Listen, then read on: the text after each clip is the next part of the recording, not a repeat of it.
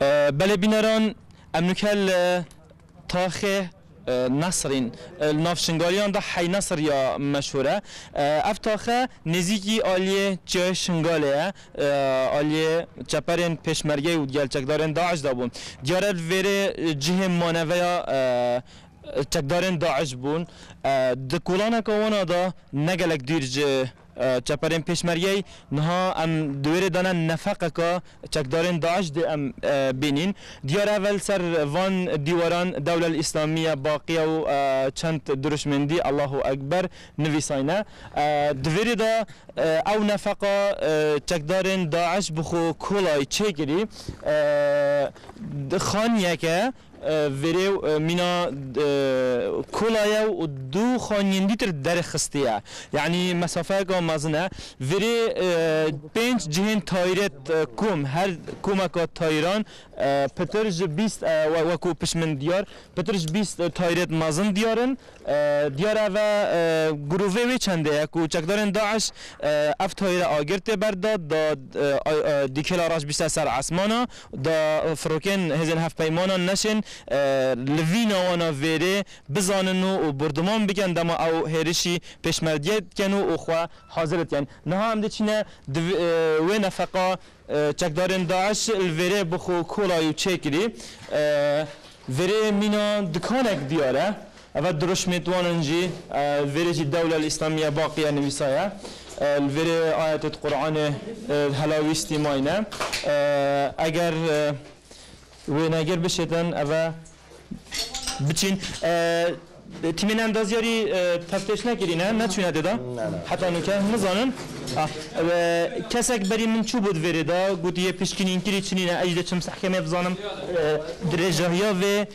دیراتیا و چنده یک جه پیشمرگین فوجا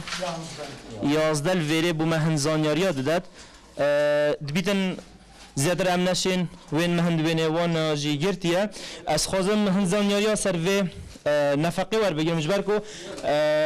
اف نفقه گلک یاد دریجه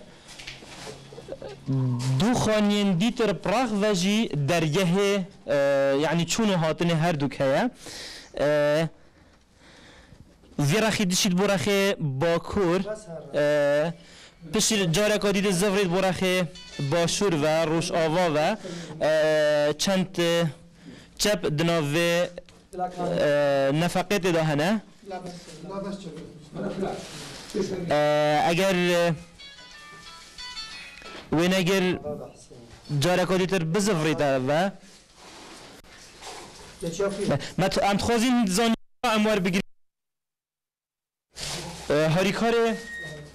فوجا یا فوجا 11 یا پیشمرگین